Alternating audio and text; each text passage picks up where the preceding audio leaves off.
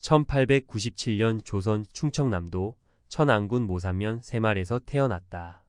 3.1 운동 직후 대한민국 임시정원에서 최연소 의원으로 활동하다가 신규식 등 선배 독립운동가들의 권유로 영국 유학을 떠나 에든버러 대학교에서 고고학 학사 학위를 취득하였다. 1932년 귀국한 후 조선 총독부의 요시찰 인물이 되어 칩거하다가 광복 후 한민당 창당에 참여하고 신문사를 운영하며 언론인으로 활동하였으며 이승만 대통령의 지명으로 서울특별시장 및 상공부 장관으로 임명되어 행정을 맡았다. 1952년 발췌 개헌을 계기로 이승만 대통령과 결별하고 야당의 지도자로 떠올랐으며 4.19 혁명 후 제4대 대통령으로 당선되어 헌정 사상 유일한 의원 내각제 정부의 대통령을 역임하였다. 5.16 군사정변으로 장면 내각이 사실상 무력화된 후에도 1년간 대통령직을 유지하다가 1962년 3월 대통령직에서 하야했다. 이후 1963년 민정이양을 위한 제5대 대통령 선거에 제1야당 후보로 출마해 박정희 전 대통령과 정면 대결하여 1.5%가량 차이로 석패하였고 전직 대통령이었음에도 같은 해 제6대 국회의원으로 출마해 당선되어 다시 야당을 이끌었다. 제6대 대통령 선거에서 현직 대통령인 박정희를 상대로 다시 대결하였으나 2위에 그친 뒤 유신 정권 하에서 민청학년 사건으로 투옥되는 고초를 겪었고 김대중, 함석헌 등 재야 지도자들과 함께 3.1 민주구국선언 사건, YWCA 위장 결혼식 사건 등 민주화 운동에 활발하게 참여하였다. 1980년 정계에서 은퇴하였고 1990년 7월 18일 사망하였다. 윤보선 전 대통령 묘는 충청남도 아산시 은복면 동천리산 28-2 윤보선 가족묘역에 있다. 윤보선 묘는 윤보선의 고조할아버지인 윤득실 등이 안장된 가족묘역이며 생전에 가묘를 조성하여 준비해 놓았다. 전직 대통령으로서 국립묘지에 안장되는 것을 포기하고 윤보선 본인의 의사에 따라 아산의 선영에 안장되었다. 윤보선 가족묘역은 윤보선의 증조할아버지인 윤치동이 평소 주변의 어려운 사람들을 돕는 선행을 많이 닦던 중 병고에 시달리는 노스님을 보살펴준 후이에 대한 대가로 명당을 점지받은 장소라고 전한다. 선영은 어렵사리 토지를 매입하고 윤치동에 붙인 묘를 이장한 이후 집안이 일어섰고 문중에서는 대통령을 배출한 이유 가운데 하나라고 여기는 길지이다. 여기는 지금 써있는 것처럼 대한민국 대통령 해위 윤공 보선지 묘 있었어요. 배는 권사 공덕비, 그다음에 뭐 교회 관련 권사했던가 봐요. 그래서 그 묘고요. 이게 윤보선 대통령 묘고, 요 밑에가 그 조상님 묘인데 이제 위에다 썼다 해가지고 역장. 역장이라서 많이 설렁설레하죠. 근데 그거를 뭐 이 집안에선 뭐 밑에 설명서 보면 조상님이 뭐 손자를 뭐 이렇게 등 태워 여기 뭐지? 무등 태워 있는. 무등. 그래서 이렇게 좋게 선회하는데 그렇게 할 일이 아무튼 좋게들. 그래서 역장이라고 많이 시비가 많죠. 예. 다만 향은 달라요. 향을 보면 이쪽을 보고 있죠? 이 밑에 산수들은 전부 이쪽을 보고 있어요. 그래서 향 쪽에 아까 밑에서 본 산 있잖아요. 여기서 안 보이는데 향 쪽에 그 산이 보여. 그래서 그 안산이라고 하기도 뭐한데 낮아요. 그게 좀 여기도 상당히 낮잖아요. 도리어 이 방향을 보면 소나무들이 안 보이는데 저쪽 끝에 산, 내내 청룡자락에 돌아서 온 저 산이 안산 사마이지 않겠냐 이렇게 보여요. 그럼 이 산소 자체는 여기 소나무 때문에 수천이 안 보이죠? 그래서 안 보인다는 건데 거기서부터 어디가 왔는지 찾아보고. 저 소나무 많은 저쪽 뒤에가 주선이 있고 흘러내려서 과엽을 크게 이룬 다음에 여기 도도 일절 입수도도 한 다음에 이렇게 들어왔어요. 그러다 보니까 이게 그렇다고 이 긴 걸 다 유연하게 한 거니까 보통 이렇게 생긴 걸 기룡혈이라고 할 수 있는데 너무 경사가 심해요.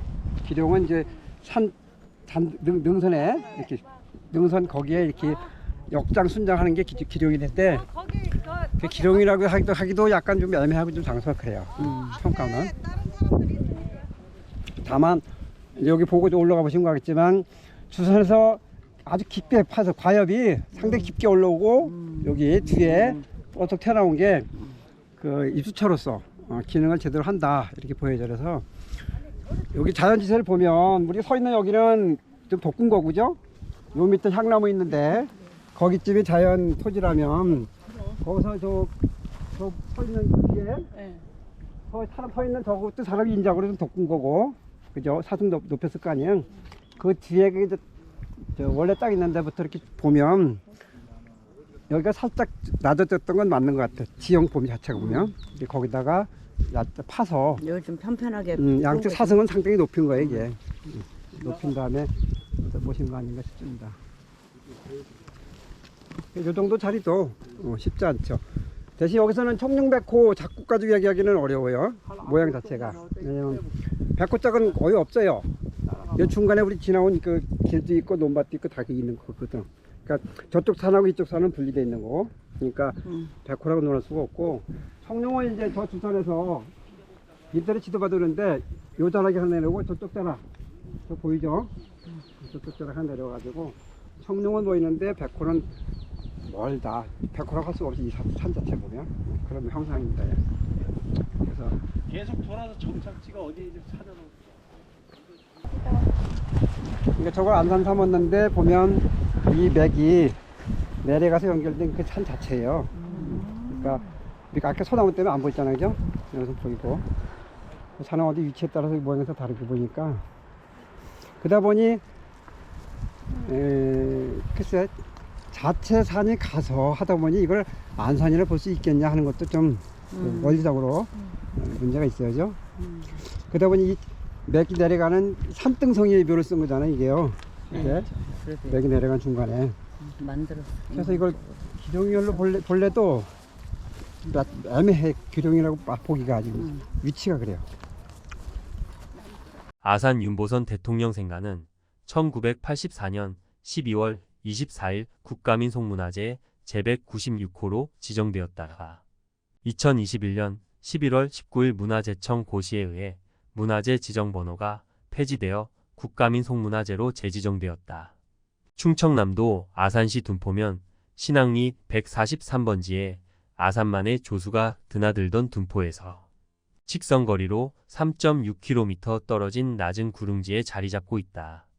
윤보선 전 대통령의 부친인 윤치소가 1903년부터 1907년에 지은 것이라고 한다.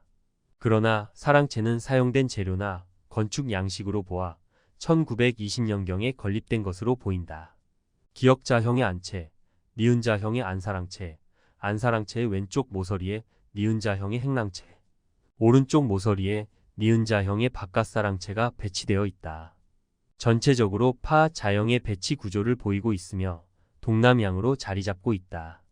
행랑채 서쪽은 함경도 지방에서부터 태백 산맥 줄기를 따라 내려오면서 동해안 지방과 안동 지역 등에 분포하는 양통집으로 아산 지역에서는 흔하지 않은 구조를 가지고 있다.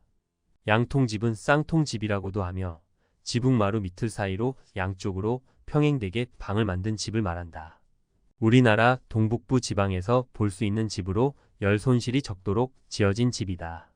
건축의 주요 부분은 전통 양식을 따르고 있지만 마룻바닥은 널마루를 깔고 전면과 후면에 유리문을 배치한 것으로 보아 다른 건물보다 늦게 건축된 것으로 보인다. 정밀하게 나무를 다듬어 손질한 장식 기법을 건물 여러 곳에서 볼 수 있다. 특히 붉은 벽돌을 많이 사용하고 있고 근대 건축 재료인 유리를 적극적으로 사용하였다. 지금까지 대한민국의 제4대 대통령이었던 윤보선 전 대통령과 그의 묘, 생가에 대하여 공부해 보았습니다. 영상이 도움이 되셨다면 주변에 공유해 주시고 구독과 좋아요 눌러주시면 지속적으로 역사 속 인물 탐구와 양택 풍수에 관한 영상을 받아보실 수 있습니다. 끝까지 시청해 주셔서 감사합니다.